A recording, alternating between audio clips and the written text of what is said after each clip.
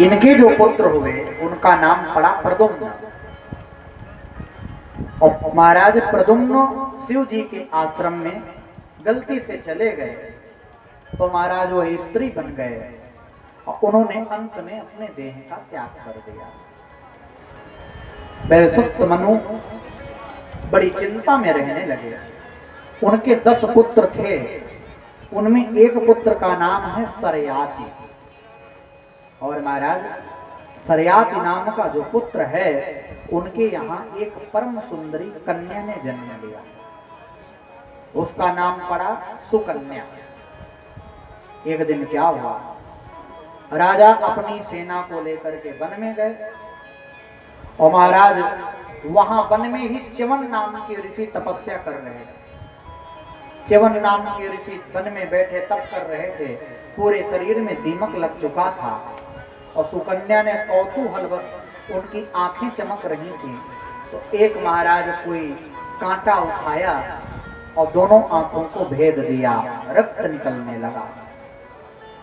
श्राप के डर से न चाहते हुए भी अपनी कन्या का विवाह राजा को च्यवन ऋषि के साथ करना पड़ा। अब महाराज च्यवन ऋषि के साथ जब विवाह करना पड़ा तो क्या कहना, बड़ी अद्भुत बात है। सुकन्या ने च्यवन ऋषि की बड़ी सेवा की। अश्विनी कुमारों की कृपा से च्यवन ऋषि की आंखें भी ठीक हो गई। बोलो राधे राधे। महाराज इसी सूर्य वंश में एक प्रतापी राजा हुए जिनका नाम था नभग, और नभग के हुए नाभाग और नाभाग के हुए अम्बरीश। अम्बरीश की बड़ी अद्भुत कथा। अम्बरीश महाभाग। अम्बरीश जी महाराज का काम क्या था, अम्बरीश जी महाराज नित्य निरंतर एकादशी का व्रत करते थे हमेशा। एक दिन क्या हुआ, एकादशी का व्रत, कभी कभी क्या होता है कि द्वादशी के बाद तुरंत त्रयोदशी आ जाती है, द्वादशी थोड़ी देर के लिए रहती है। तो एकादशी का व्रत जो करता है उसको द्वादशी में पारण कर ही लेना चाहिए।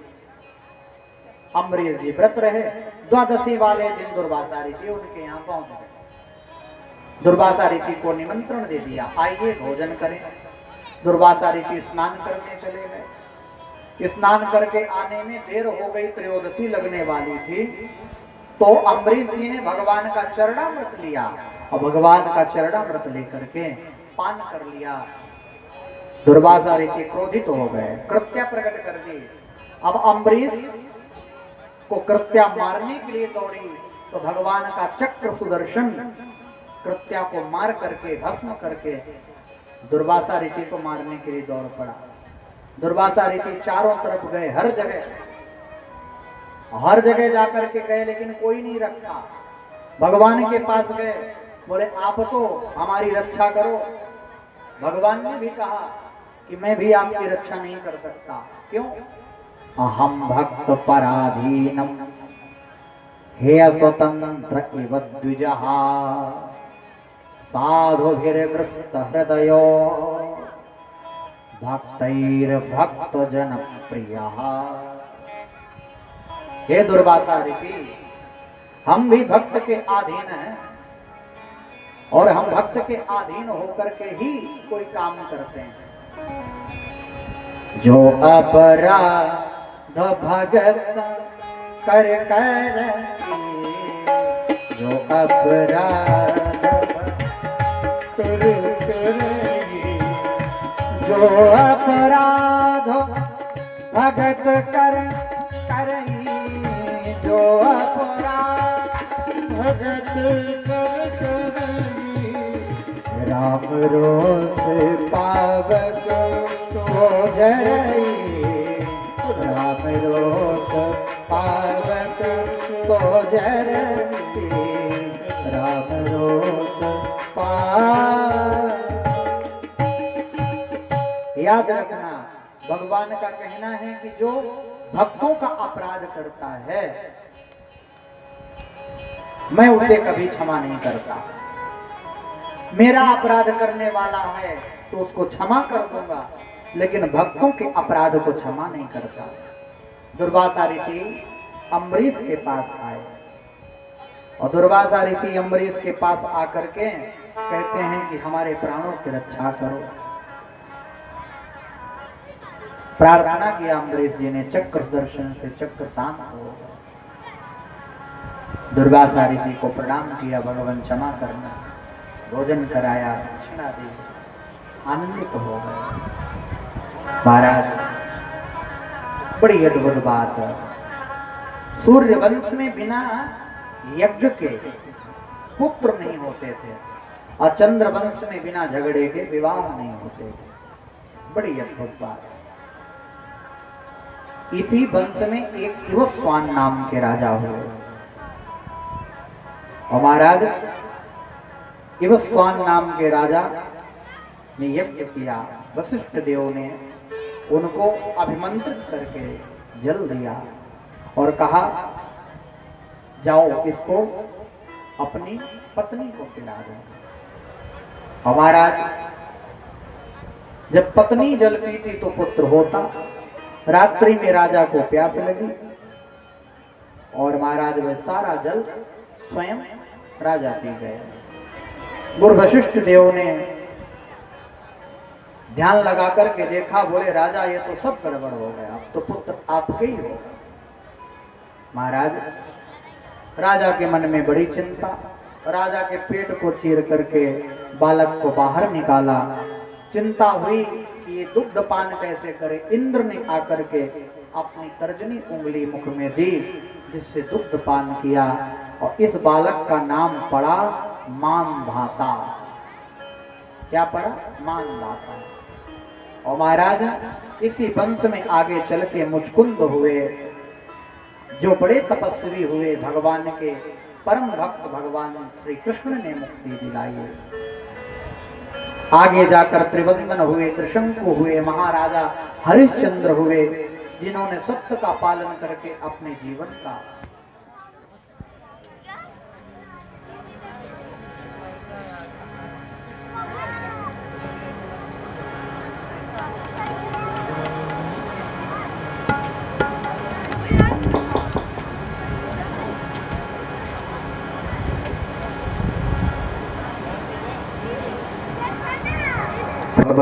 भगवान की। इसी वंश में आगे चल करके परम विचित्र राजा हुए बाहुक। बड़ी रानी को यज्ञ के द्वारा अभिमंत्रित चरु खिलाया, गर्भ में बालक आ गया, लेकिन अन्य रानियों ने ईर्ष्यावश जहर दे दिया उस रानी को। गर्भ में ही बालक का विनाश हो जाए ऐसा सोचकर गुरुदेव वशिष्ठ ने अपनी मंत्र शक्ति से गर्भ में ही बालक को जीवित कर दिया, मरने ही नहीं दिया। जब बालक पैदा हुआ तो जहर उसके सर पर रखा था, गर के सहित उत्पन्न हुआ, इसलिए उसका नाम पड़ा सगर। और महाराज बड़ी अद्भुत बात, सगर के दो पत्नियां थीं, एक का नाम था सुमति और एक का नाम था केसनी। बड़ी अद्भुत बात, सुमति और केसनी, केसनी के हुए असमंजस और सुमति के हुआ एक मास का पिंड। महाराज क्रोध में आकर के उसके 60,000 टुकड़े कर दिए गए उस मास पिंड के। गुरुदेव भगवान ने मंत्र शक्ति के द्वारा सभी को जीवित कर दिया। इस तरह वो 60,000 पुत्रों के रूप में परिवर्तित हो गए। आगे सगर राजा ने अश्वमेध यज्ञ किया। यज्ञ का घोड़ा इंद्र ने चुरा करके कपिल मुनि के आश्रम में बांध दिया। और महाराज सारे पुत्र सगर के जितने हैं वो गए, कपिल मुनि को भला बुरा कहने लगे और कपिल भगवान ने उनको भस्म कर दिया, जलाकर सब भस्म हो गए। बड़ी अद्भुत बात है। सगर के पुत्रों ने ही समुद्र को इतना खोदा था, इतना खोदा था तो उसका नाम सागर पड़ गया। और कपिल मुनि के द्वारा भस्म किए जाने के बाद महाराज बड़ी चिंता हुई कि अब इनकी मुक्ति कैसे होगी। बोले गंगा जी को जब प्रसन्न करोगे तभी इनकी मुक्ति हो सकती है, अन्यथा नहीं हो सकती। इन्हीं के वंश में अंशुमान ब्रह्मलोक से गंगा जी को उतार करके लाने के लिए बड़ी तपस्या की, लेकिन गंगा जी नहीं आई। और महाराज इसके बाद उनके पुत्र दिलीप ने भी गंगा जी को लाने के लिए बड़ी तपस्या की, गंगा जी धराधाम में नहीं आई। और उनके पुत्र भगीरथ जब तपस्या करके गंगा जी को प्रसन्न किया, तब गंगा जी इस धराधाम में प्रकट हुई। और गंगा जी ब्रह्मा जी के कमंडल से निकल करके पहले ध्रुव लोक में आई, फिर सप्त ऋषि मंडल में आई, वहां से शिव जी के जटा में समाई, और फिर सुमेरु पर आई, फिर हिमालय पर आई, और हिमालय से निकलना आरंभ कर दिया। बोलो गंगा महारानी की जय। महारथी पराक्रमी भगीरथ के वंश में राजा खटवांग हुए, दीर्घ बाहु हुए, फिर रघु हुए। रघु की कीर्ति इतनी फैली कि रघुवंश के नाम से सूर्य वंश प्रसिद्ध हो गया। और महाराज रघु के बाद महाराज आज के दशरथ जी के यहाँ राम लक्ष्मण भरत शत्रुघ्न इनका जन्म हुआ। चारों एक साथ महाराज खेले बड़े हुए। सशंख चक्रम सकिरीट कुंडलम सपीत वस्त्रम सरसीरुहेक्षरम सहार वक्षस्थल कौस्तुभश्रियम नमामि विष्णुं शिरसा चतुर्भुजम। भगवान प्रकट हुए मैया कौशल्या के आंगन में। मैया कौशल्या के आंगन में प्रकट होकर के चारों भाई खूब आनंदित करते हैं। देखिए राम कथा कभी सुनाने का अवसर मिला तो पूरी सुनना, लेकिन अभी राम कथा हम संक्षिप्त में ही चलेंगे, क्योंकि आगे चल के भगवान कृष्ण का भी जन्म कराना है और समय भी काफी हो गया है। महाराज चारों भाई बड़े हुए, चारों भाई एक साथ पढ़ने जाते हैं। गुरुग्रह पढ़न गए रघुराई अल्पकाल विद्या सब आई। सबने विद्या अध्ययन किया। विद्या अध्ययन करके आए तो विश्वामित्र जी का पदार्पण हुआ। विश्वामित्र जी ने राम और लक्ष्मण को लेकर के राक्षसों का संहार करने के लिए यज्ञ की रक्षा के लिए ले गए। वहां से मिथिला पहुंच गए।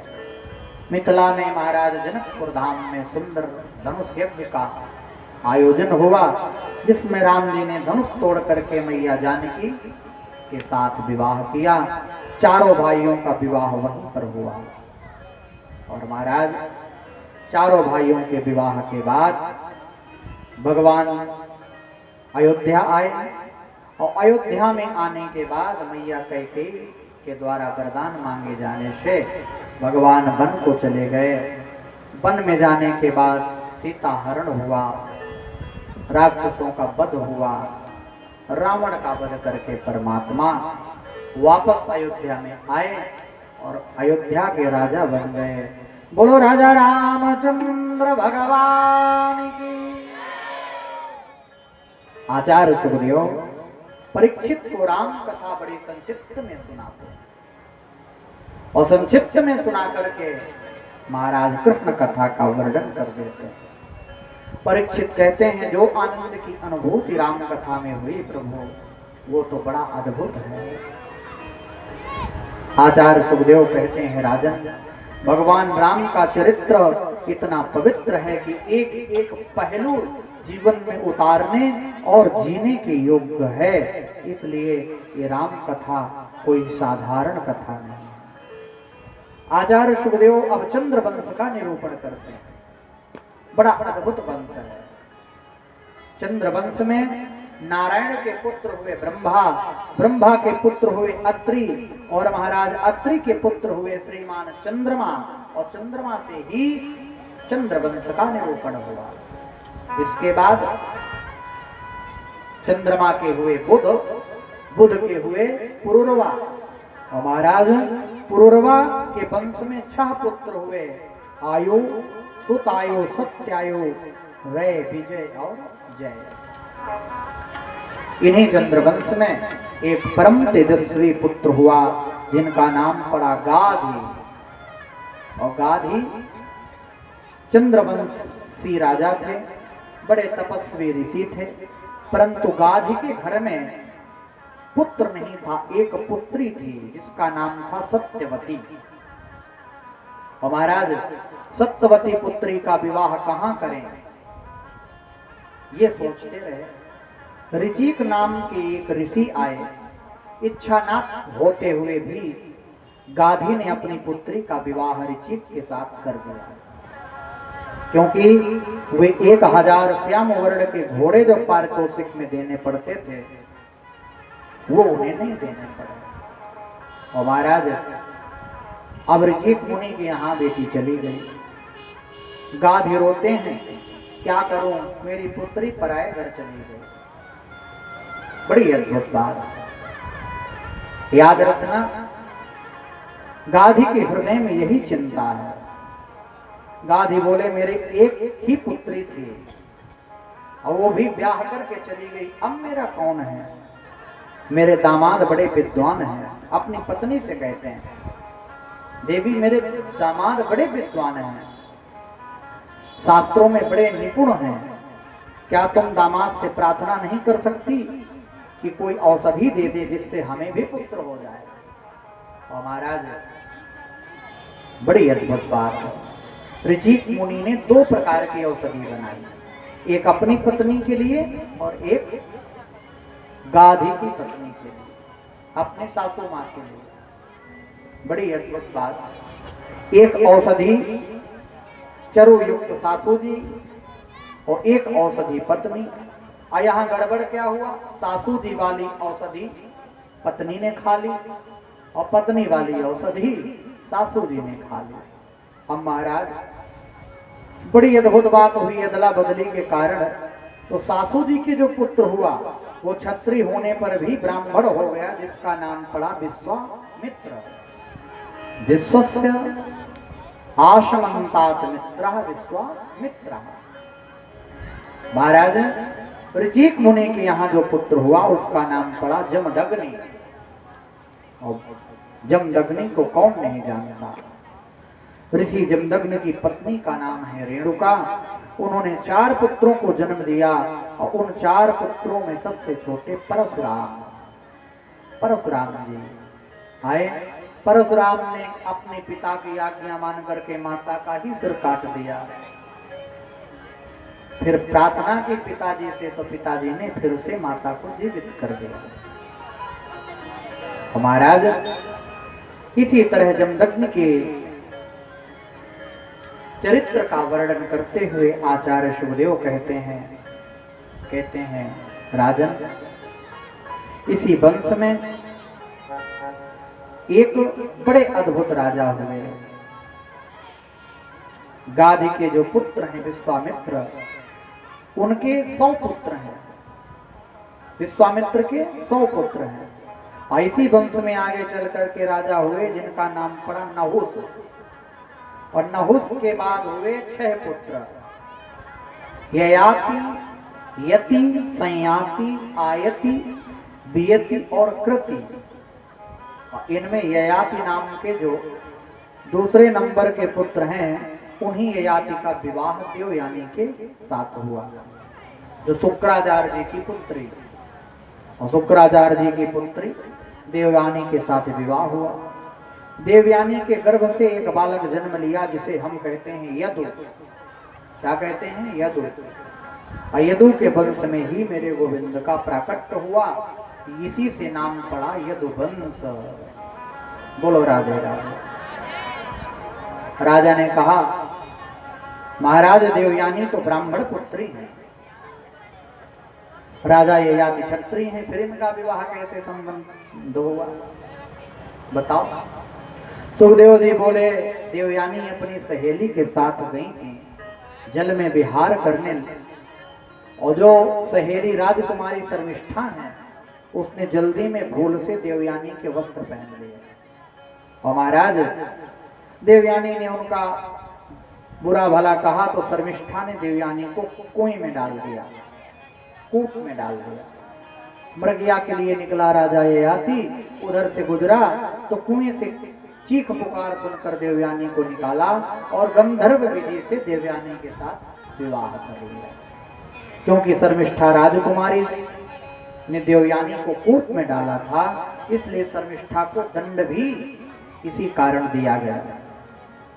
महाराज, शर्मिष्ठा देवयानी के यहाँ दासी बनकर के चली गई, परंतु राजा ययाति जानते हैं कि मेरी पत्नी ब्राह्मण पुत्री है, हमारी दासी राजकुमारी है, इसलिए राजा ने दासी को भी गुप्त रूप से पत्नी के रूप में स्वीकार कर लिया।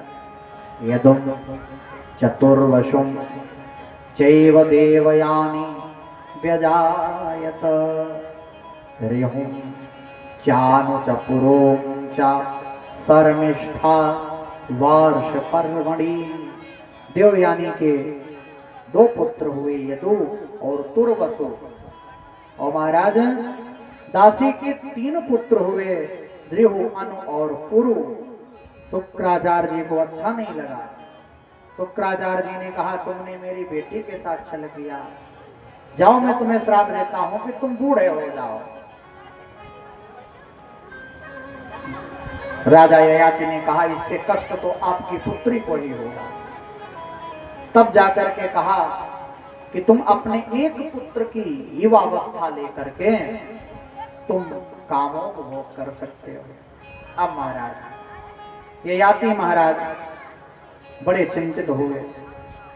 राजा ययाति ने अपने बड़े पुत्र यदु से कहा, बेटा तुम अपनी युवावस्था मुझे दे दो, मेरी वृद्धावस्था ले लो कुछ समय के लिए। राजा यदु ने मना कर दिया, बोले मैं ऐसा नहीं कर सकता पिताजी। लेकिन छोटे पुत्र ने अपनी युवावस्था पिता को दे दी। बेटे की युवावस्था लेकर के भी कामोपभोग हजारों वर्ष तक करते रहे, लेकिन शांति नहीं मिली। और अंत में राजा ययाति भगवान के भक्ति के मार्ग पर निकल पड़े। वो जान गए कि संसार की कामनाएं कभी मुक्त नहीं होती, इनसे कोई तृप्त नहीं हो सकता। बोलो राधे राधे। बड़ी अद्भुत बात। महाराज 1000 वर्ष तक कामोपभोग किया, फिर भी संतुष्टि नहीं हुई। फिर उन्हें आंसू आ गए, विचार करने लगे, मैं कितना बड़ा पापी हूं कि मैं इस संसार में पड़ा हूं, मैं भगवान की तरफ क्यों नहीं जा रहा हूं, भगवान का भजन करूं। न जातु कामा कामानुपभोगेन शाम्यति हविषा कृष्णवर्त्मेव भूय एवार्विवर्धते। याद रखना, कामनाओं की शांति कभी जीवन में नहीं होती। अग्नि में जितना घी डालोगे अग्नि उतना ही प्रज्वलित होती है। बोलो राधे राधे। और महाराज छोटे पुत्र को बुला करके युवावस्था दे दी, वृद्धावस्था लेकर के ये आदि वन में चले गए। आचार्य सुखदेव ने कहा, राजन सतत्र निर्मुक्त समस्त संग आत्मानुभूत्या विदुतित्रलिंगः परेमले ब्रह्मणे वासुदेवे लेभे गतिं भागवती प्रतीतः। राजा ययाति ने एकांत का सेवन किया, समाधिस्थ हो गए। सुखदेव जी कहते हैं, राजन ययाति की जो सबसे छोटे पुत्र पुरु हैं, इनका वंश बड़ा अद्भुत है। इन्हीं पुरु वंश में आगे चल के दुष्यंत हुए। इनकी पत्नी का नाम पड़ा शकुंतला। परम विचित्र बालक को जन्म दिया जिनका नाम पड़ा भरत, और जिनके नाम से इस देश का नाम पड़ा भारत। जिन्होंने बचपन में ही सिंह के दांत गिन लिए। ऐसा तेजस्वी बालक हुआ, ऐसा अद्भुत बालक। महाराज चंद्रवंश में एक विचित्र राजा हुए रंतिदेव। ऐसा यशस्वी राजा दूसरा चंद्रवंश में दूसरा हुआ ही नहीं। पूर्व राजाओं के किए गए पाप के कारण रंतिदेव महाराज की धरती सूख गई, प्रजा में दुर्भिक्ष पड़ गया। रंतिदेव की प्रजा भूख से मरने लगी। रंतिदेव ने अपने खजाने को सारी प्रजा में बांट दिया। 12 वर्षों तक पानी नहीं बरसा, राजकोष खाली हो गया। और महाराज राजकोष खाली होने के बाद फिर भी रंतिदेव टूटे नहीं।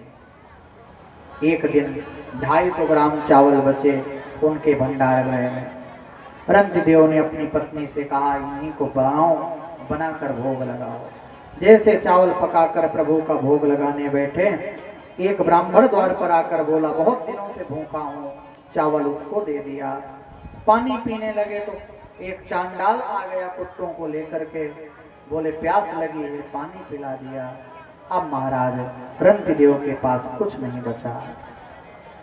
ऊपर की ओर देखा रंतिदेव ने, कहा, हे गोविंद, मेरी वाणी को सुन रहे हो तो मेरा एक ही वचन है, आपसे एक ही प्रार्थना करता हूं। न काम एहम गतिमीश्वरा परामष्टयुद्धियुक्ता पुनर्भवं वा आर्धि प्रबद्धे खिल देह भाजाम अंतास्थितो ए न भवंत दुखा। रंतिदेव ने कहा, हे गोविंद, मुझे स्वर्ग नहीं चाहिए, मेरे मन में वैकुंठ जाने की कामना नहीं है, मेरे मन में सारी सृष्टि का राजा होने की भी आकांक्षा नहीं है, मैं मुक्ति भी नहीं चाहता, मैं तो केवल एक बार ही चाहता हूँ संसार के जितने दुखी प्राणी हैं उनके हृदय में बैठकर उनके दुख का अनुभव कर सकूं। रंतिदेव ने यही मांगा। याद रखना, जो दूसरों के दुख को अपना दुख समझता है वही इंसान कहलाता है। कोई तन दुखी, कोई मन दुखी, कोई धन बिन रहते उदास, थोड़े थोड़े सब दुखी, सुखी राम के दास। क्षुद्रश्रमो गात्र परिश्रमश्च दैत्यम क्लवं शोक विखादमो सर्वे निवृत्ताः कृपणस्य जन्तोः जिजी विसोर्जीव जलार्पणान्य। हे भगवान, इन जीवों को जल समर्पण कर रहा हूँ, भोजन दे रहा हूँ, यही मेरी सर्वोत्तम पूजा है और मैं कोई पूजा नहीं जानता। भगवान प्रसन्न हो गए। भगवान ने आकाश से इतनी अच्छी जल वृष्टि की, पूरे संसार में जल का वृष्टि होने लगी। फिर से पृथ्वी हरी भरी हो गई। और महाराज इसी तरह ययाति महाराज के जो सबसे बड़े पुत्र थे, जिनका नाम था यदु, इन्हीं यदुवंश में कई पीढ़ियों के बाद एक राजा हुए देवमीढ़। देवमीढ़ राजा के पत्नियां हैं। एक पत्नी के 2 पुत्र हुए, अर्जन और परजन्य, और दूसरी पत्नी का पुत्र हुआ सूरसेन। अर्जन्य परजन्य के 9 पुत्र हुए, जिन्हें हम नवनंद कहते हैं। और महाराज जो गोकुल में रहते हैं नंद बाबा, दूसरी पत्नी के बेटा हुए सूरसेन, सूरसेन के पुत्र हुए वसुदेव आदि। इनके महाराज वसुदेव जी की 7 पत्नियां थीं। वसुदेव जी की 7 पत्नियां हुई, पौरवी, रोहिणी, भद्रा, मदिरा, रोचिना, इला, देवकी प्रमुखा आसन, पत्नी आनक दुंदुभे। और आचार्य पत्नी आनक दुंदुभे। 7 पत्नियां हैं, पौरवी, रोहिणी, भद्रा, मदिरा, रोचिना और इला। और महाराज देवकी इनमें प्रमुख है। बड़ी सुंदर बात है, बड़ा अद्भुत निरूपण करते हैं। देवकी के ही गर्भ से मेरे ठाकुर जी का वास्तविक जन्म होता है। ठाकुर जी मैया देवकी के यहाँ ही अवतरित होते हैं। एक बार क्या हुआ, कंस अपनी बहन, चचेरी बहन का विवाह करने के लिए, देखिए मैं और ज्यादा निरूपण नहीं कर रहा हूँ, अभी बहुत सा निरूपण है, समय बहुत हो गया है, तो मैं सीधे विवाह, देवकी के विवाह के वर्णन में पहुंचूं। मैया देवकी के विवाह के लिए कंस बड़े धूमधाम से व्यवस्थित रूप से कर रहा है। और महाराज क्योंकि उग्रसेन को कारागार में डाल दिया था, स्वयं विस्थापित हो गया, राजभार करने लगा। वसुदेव जी के साथ विवाह किया। आकाश मार्ग से मैं देवकी को विदा करने जा रहा था, तभी आकाशवाणी हो गई। और आकाशवाणी हुई कि जिस देवकी के विवाह में तुम इतना फूले हुए हो, उसी का 8वां लाल तुम्हारा काल बन करके आएगा। अब कंस के मन में खटक गया।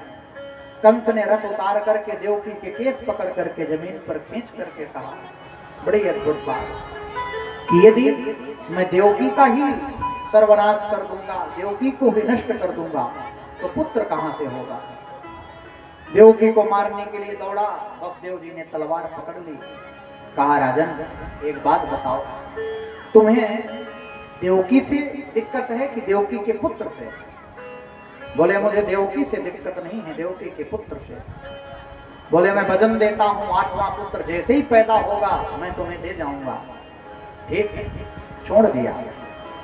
अब छोड़ दिया तो महाराज किसी ने कंस को फिर भड़का दिया। बोले, मान लो ये बदल लें, अदला बदली कर लें तो? बोले, इनको कारागार में डाल दो। देवकी वसुदेव को कारागार में डाल दिया गया। कारागार में डालने के बाद महाराज ध्यान देना, सारे देवता व्यथित हो गए। सारे देवता चिल्लाने लगे कि वाह प्रभु, अब कब अवतार लोगे, कब आओगे, कब इस कंस से हमें मुक्त करो। मैया देवकी के आज पहला पुत्र हुआ। कीर्तमंतम प्रथमजा कंसाय आनकुदुन्दुभि अर्पया मास कृच्छेण सोमृता जितबिहवलः। कितनी अद्भुत बात है। कीर्तिमान नाम का पहला पुत्र हुआ, और कीर्तिमान नाम का जब पुत्र हुआ, कंस के दरबार में वसुदेव जी लेकर के गए। कंस को दया आ गई। बोले, ये मेरा क्या बिगाड़ेगा, छोड़ दिया। नारद जी का पदार्पण हो गया। बोले, जब तक ये बालकों का हत्यारा नहीं बनेगा तब तक भगवान नहीं आएंगे, और भगवान को आना पड़ेगा। नारद जी एक कमल की पंखुड़ी लेकर के गए, अष्टदल कमल, घुमा घुमा करके कहने लगे 1 2 3 4 5 6 7 8। राजन उल्टा गिनो 8 7, इसके बाद 6 5 4 3 2 1। बोले, 8वां और पहला में ज्यादा अंतर नहीं, पहला 8वां भी हो सकता है, 8वां पहला भी हो सकता है। बताओ राजन क्या करूं? बोले, सबका वध करो। अब जितने बालक हो रहे थे सबका वध करते थे। देवता परेशान है, प्रभु कब अवतार लो।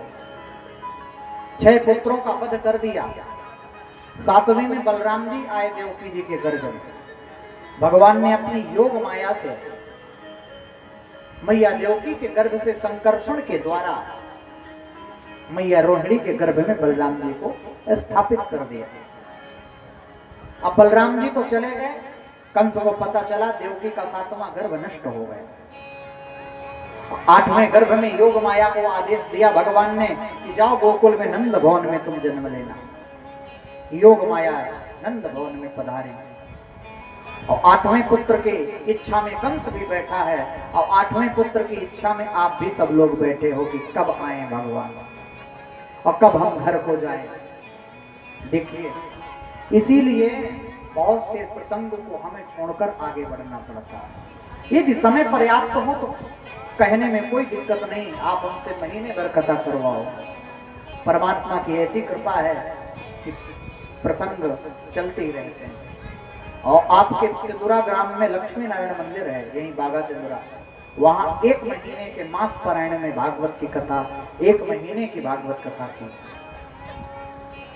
भगवान की कृपा से, ठाकुर जी की कृपा से। तो बड़ी अद्भुत बात, यहाँ भगवान के इंतजार में कौन कौन बैठा है थोड़ा सा पता तो चले। वाह क्या बात है। तो बुलाएं भगवान को कि नहीं? बुला दें पक्का? ठीक है। भगवान कब आते हैं जानते हो? कब आते हैं?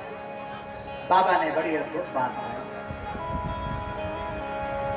जब जब हो धर्म के हानि जब जब हो धर्म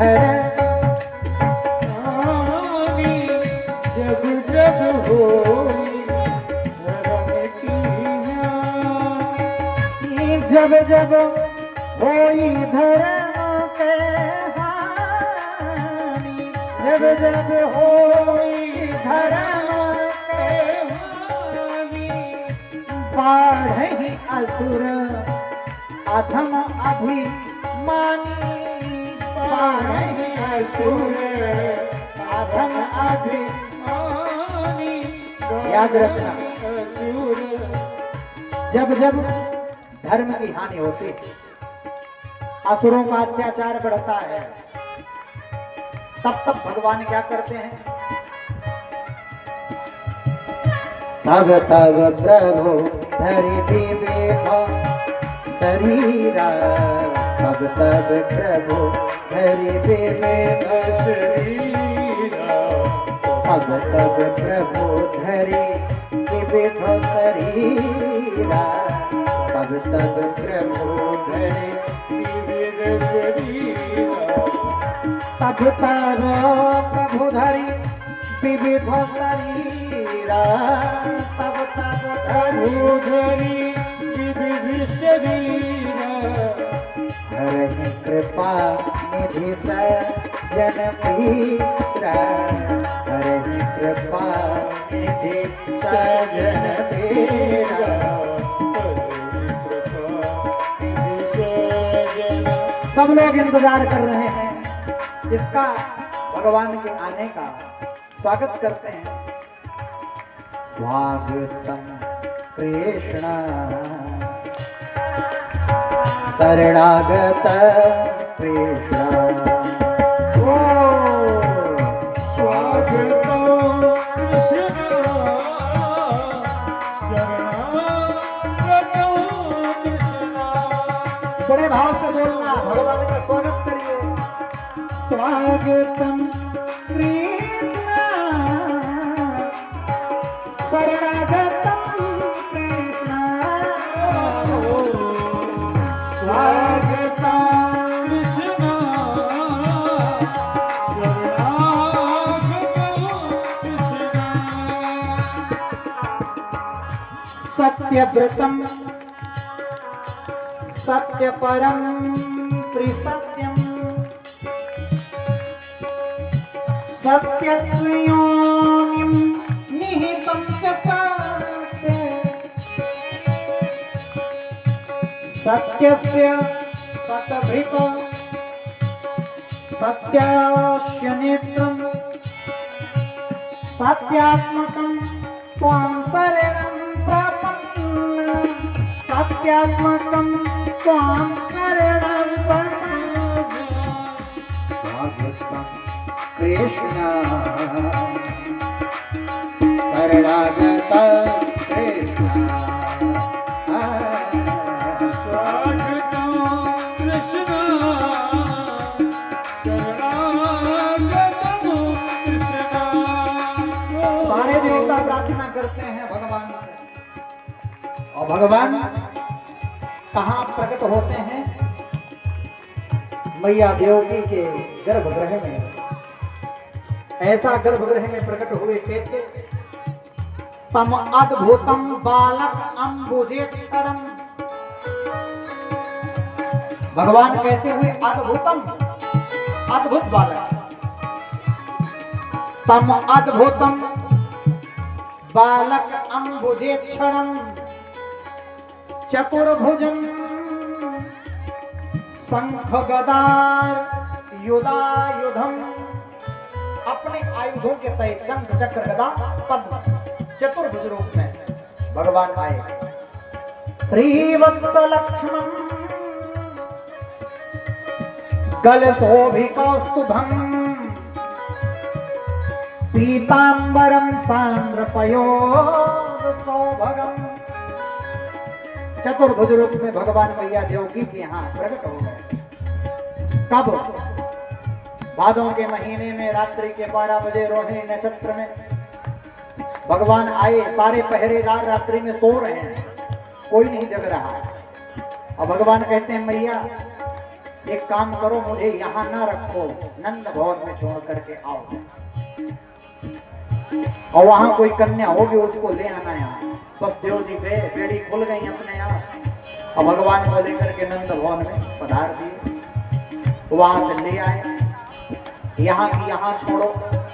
कंस को पता चला, क्या पता चला कि भैया इस बार कन्या हुई है। कंस ने उस कन्या को भी मारने का प्रयास किया। वो अष्टभुजा रूप धारण करके विंध्यवासिनी के रूप में आज विंध्याचल पर्वत पर योग माया विराजमान हो गई।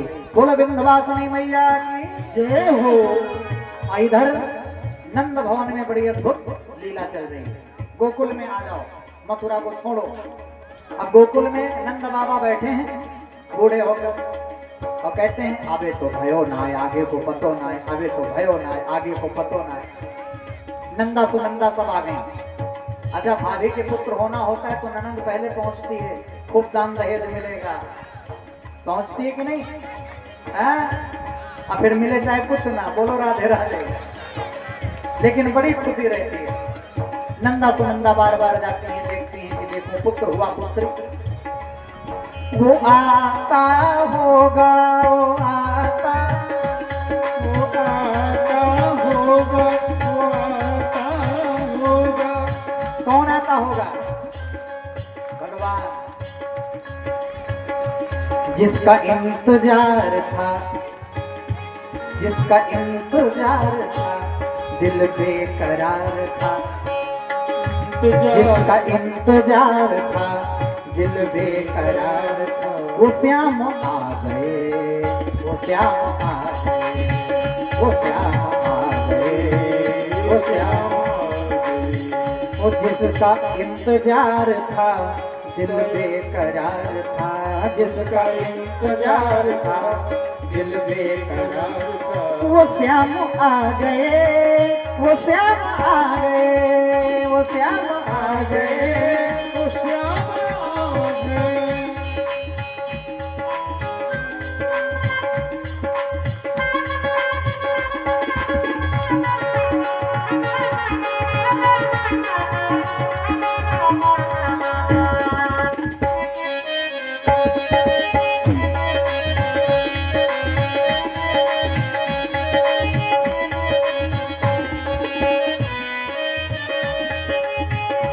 बड़े भाव से नंदा सुनंदा ने जाकर के बताया, बाबा तेरे छोरा भयो छोरा। नंद बाबा नाचने लगे, बोले वाह आज तो आनंद आ गयो मेरे घर में। तो बड़े भाव से हम भी नंद भवन में आनंद की अनुभूति करें। कैसे? नाचते हुए, गाते हुए, भगवान का चिंतन करते हुए। मैया यशोदा मगन है, नंद बाबा मगन है, पूरा ब्रजवासी इकट्ठे हो गए और कहते हैं बड़े प्रेम के साथ आए हम भी नंद भवन में बधाइयों के लिए चलें। जो भी न्यौछावर करना चाहें भगवान का न्यौछावर करें, जो आनंदित होना चाहें आनंदित हो। तीनों लोगों के स्वामी आज यहाँ पर प्रकट हुए हैं, है कि नहीं?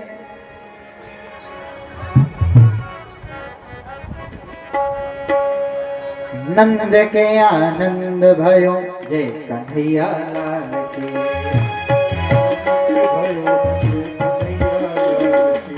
जय कन्हैया लाल की, जय बोलो गोपाल की, जय कन्हैया लाल की, जय बोलो गोपाल की, जय कन्हैया लाल की, जय बोलो गोपाल की, जय कन्हैया लाल की, जय बोलो गोपाल की।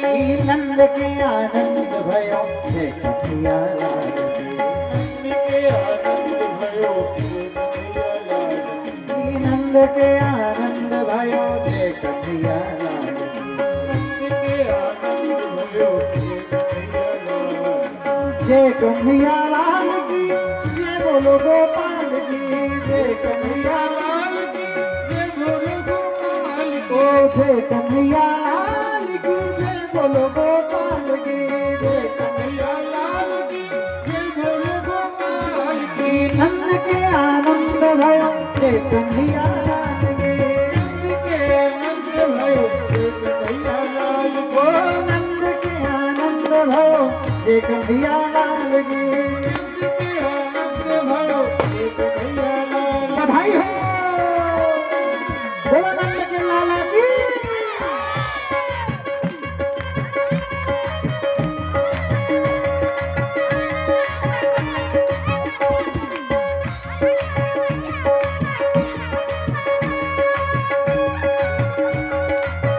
बोलो नंद के लाला की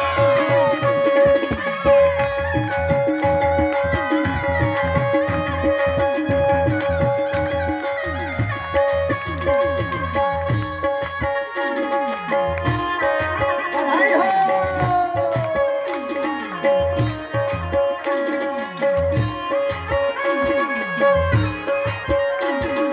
हाथी दीनी घोड़ा दीनी और दीनी पाल के हाथी दीनी घोड़ा दीनी और दीनी पाल के हाथी दीनी घोड़ा दीनी और दीनी पाल के हाथी दीनी घोड़ा दीनी और दीनी पाल के नंद के आनंद भयो ये कन्हैया लाल की नंद के आनंद भयो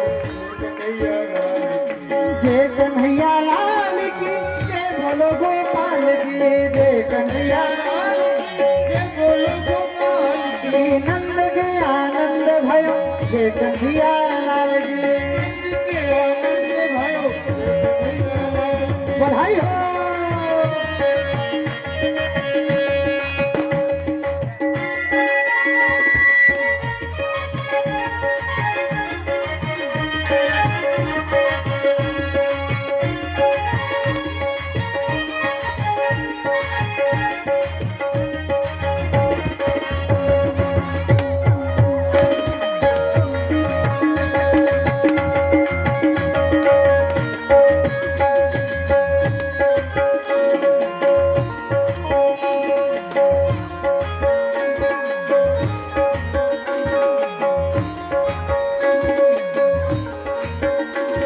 ललकी पे जनिया बाजे रे ललकी पे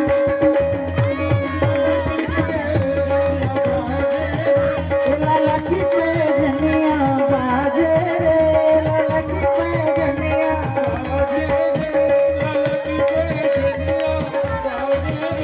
लाला को अल गोचा बाजे रे लाला को अल गोचा ललकी पे जनिया बाजे रे ललकी पे जनिया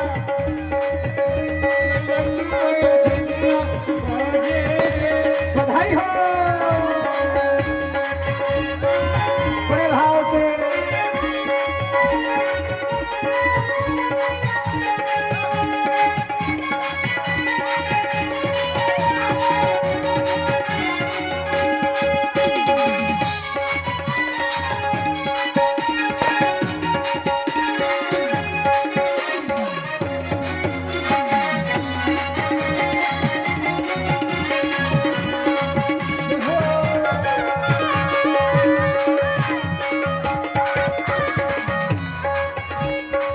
सौ बार बधाई लोगों सौ बार बधाई सौ बार बधाई लोगों सौ बार बधाई लोगों लाखों बार बधाई बधाई बधाई क्यों नंद झुके अंगना में बज रही आज बधाई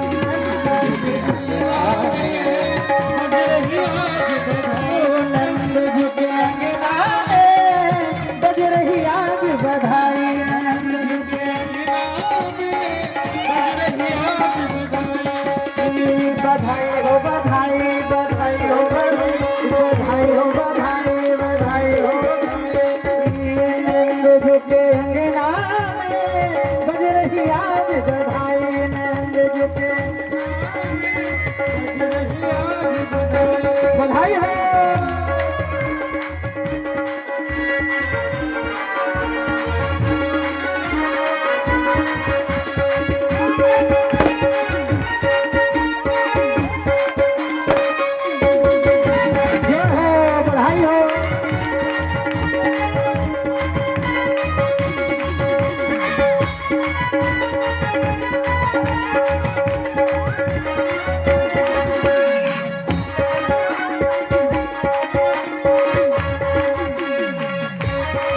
बड़े भाव से नाचते हुए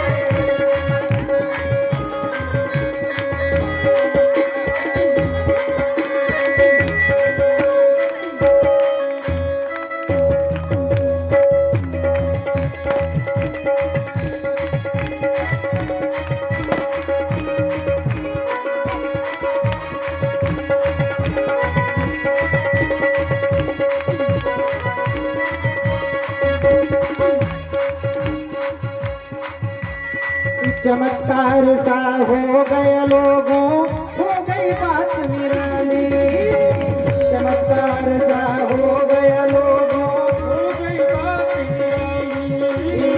चमत्कार सा हो गया लोगों, हो गई बात निराली। चमत्कार सा हो गया लोगों, हो गई बात निराली। रात ही रात में नंद बाबा की, रात ही रात में नंद बाबा की, रात ही रात में नंद बाबा